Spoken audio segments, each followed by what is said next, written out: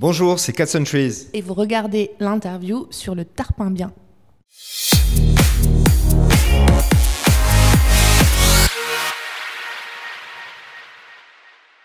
Nina et Johan, bonjour. Bonjour. Vous êtes le groupe Cats and Trees. Oui, c'est ça. Vous êtes en concert ce soir donc au Silo. Oui. Votre album s'appelle Néon. Oui. Il est disponible partout, sur toutes les plateformes. Oui. La première question que j'ai envie de vous poser, c'est ça vient d'où ce nom Cats and Trees? Alors en fait, on a tendance à se focaliser beaucoup sur les chats. Alors ouais.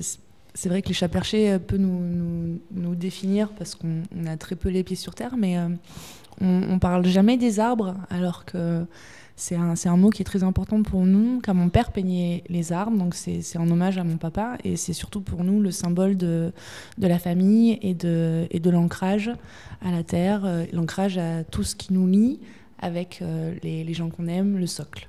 Voilà. D'accord. Parce que je me disais qu'on pouvait imaginer des chats un peu coincés sur un arbre, non? Qui n'arrivent pas à descendre ou qui... C'est ça, après, ouais, on est perdu dans nos rêves. Ouais. On base notre vie que sur ça.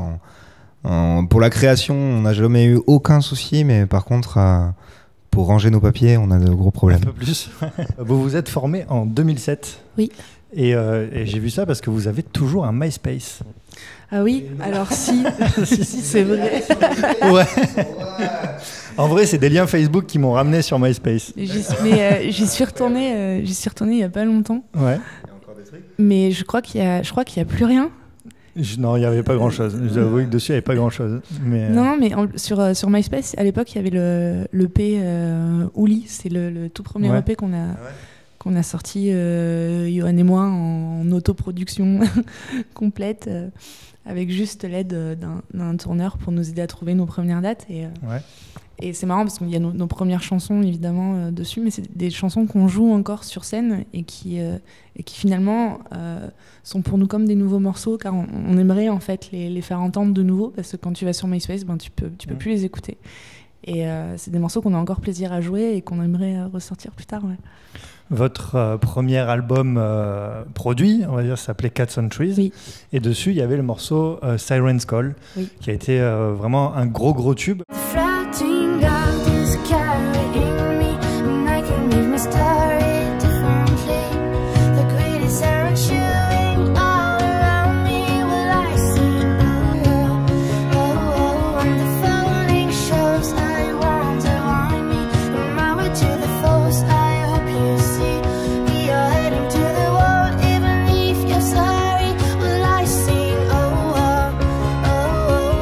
Vous attendiez un tel carton?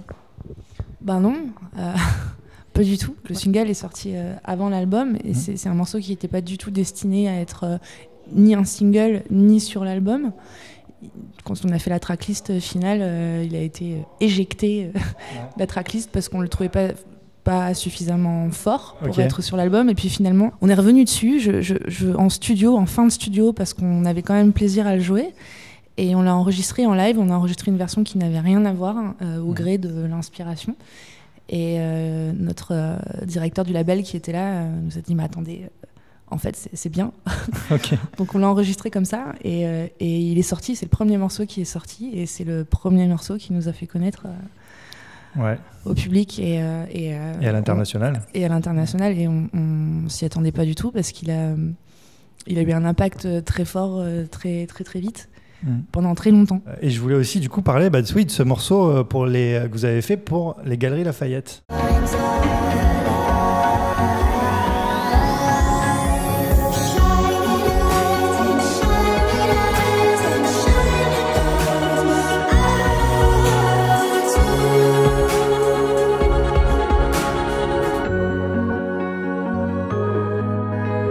Et c'est marrant parce que j'ai eu l'impression que ça vous avait vachement plu de faire ça en regardant un petit peu sur les réseaux sociaux et tout. Mais grave. On a adoré. En fait, on rêvait de faire la musique à l'image depuis des années.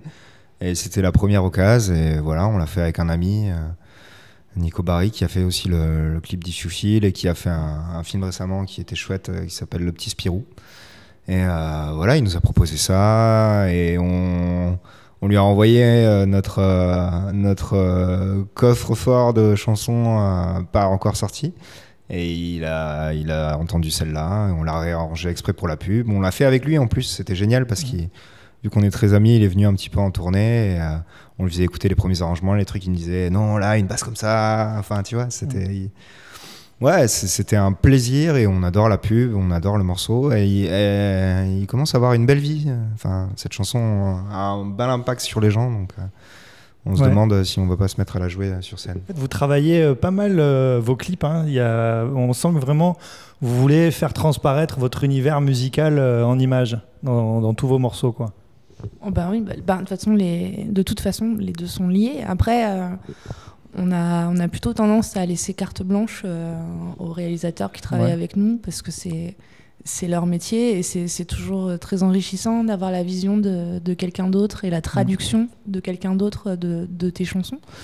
Et généralement, ça matche bien, car c'est deux univers, deux visions qui s'opposent et qui sont réunies sur un morceau. Vous avez aussi fait un morceau qui s'appelle Jimmy. Oui. Et vous avez fait une version avec Calogero de ce morceau. Et si je dois rester le même au-delà de tous ces mots, est-ce que tu voudrais encore de moi? Pardonne de cet aveu qui rend fou, un voyage jusque dans tes bras. Et si je dois rester la même au-delà de tous ces mots, est-ce que tu voudrais encore de moi? Pardonne-nous de cet aveu qui rend fou, un voyage jusque dans tes bras. Avec une partie en français, du coup. Oui. Ce qui vous ressemble pas beaucoup. Pourquoi vous chantez pas plus en français? Mais détrompe-toi.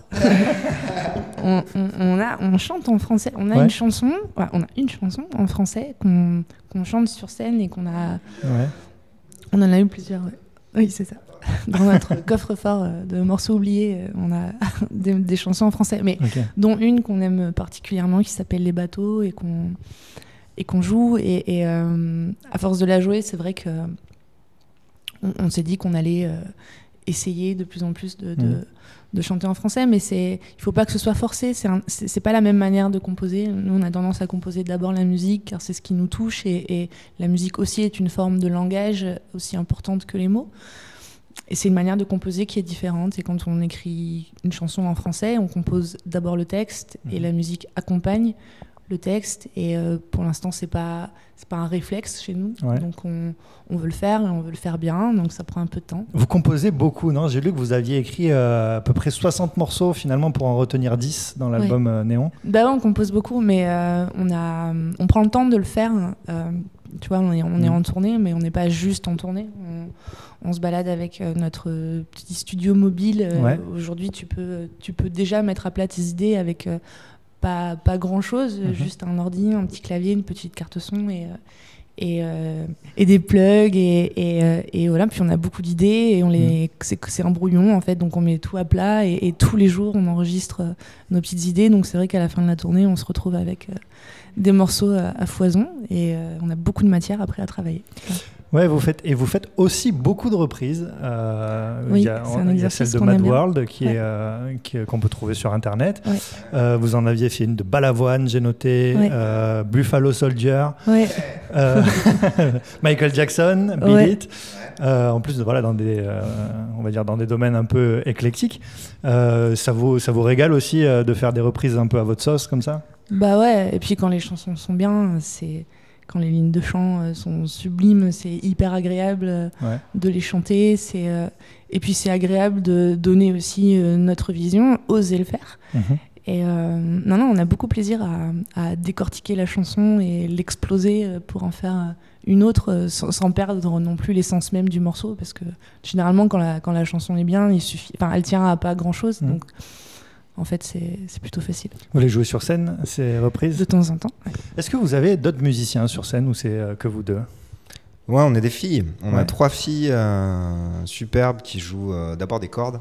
Elles font 2 violons, 2 violoncelles et elles jouent de la basse, des claviers, elles chantent, elles font des percus. On leur fait faire plein de trucs parce qu'on réécrit beaucoup les arrangements des chansons pour la scène et on voulait vraiment que sur cette tournée, un maximum de trucs soient joués. Donc voilà, du coup c'est beaucoup plus vivant, elles chantent bien, elles sont chouettes. Et du coup toi tu te retrouves en tournée avec 4 nanas? Ouais, c'est dur, hein, c'est vraiment, j'ai un métier difficile, une vie compliquée quoi.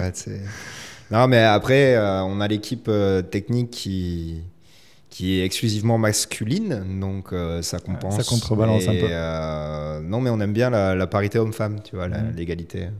C'est un truc. Sur scène, on le voit, ouais. Ouais. Ouais, mais non, mais quand tu prends le concert dans sa globalité, voilà, il y a des mecs, mais ils sont cachés. On s'appelle le Tarpimbien. Oui. Est-ce que vous savez ce que ça veut dire? Tarpimbien. C'est très bien. C'est ça. Ça veut dire c'est très bien, exactement. C'est vraiment une expression marseillo-marseillaise pour dire c'est très bien. Et j'ai l'habitude de demander à tous les gens qu'on interviewe si vous avez, alors vous êtes de Toulouse, je précise, Ouais. si vous avez une expression un peu soit de chez vous, soit juste une expression un petit peu perso pour dire Tarpimbien. Ah, pour dire. Ouais. Parce que nous, à Toulouse, c'est bout du con. Oui. Ah, alors il Bout faut le dire dans le micro. Il faut le dire dans le micro. Comment vous dites à Toulouse? Nous à Toulouse, à Joulouse, c'est bout du con. Ouais. Bout du con. Bout du con, ou plus vulgairement, tu mets putain à la fin de chaque phrase. Eh oui, Putain avec un con. G. Putain. Putain con. Et voilà, là, t'es un bon Toulousain. Merci beaucoup, Merci. Nina et Johan. Je rappelle, alors évidemment, quand l'interview sera publiée, le concert à Marseille sera déjà passé. fini. Sinon, l'album Néon, disponible de partout. Exactement. Merci beaucoup et Merci. très bon concert.